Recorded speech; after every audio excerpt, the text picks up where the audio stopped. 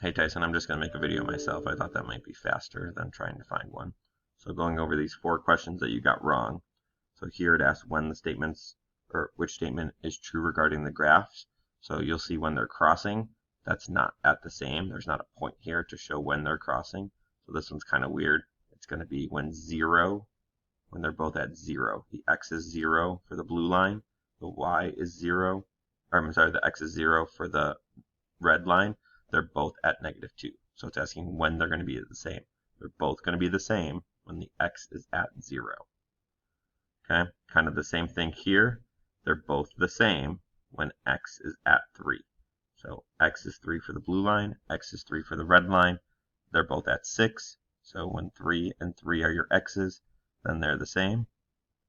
Same thing here. When x is -2 for the blue line and x is -2 for the red line, they're both at -4.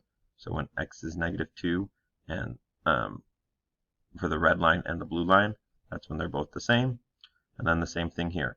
When x is -3 for the blue line and x is -3 for the red line, they're both at -4. So when x is -3 for both of them, that's when they're equal.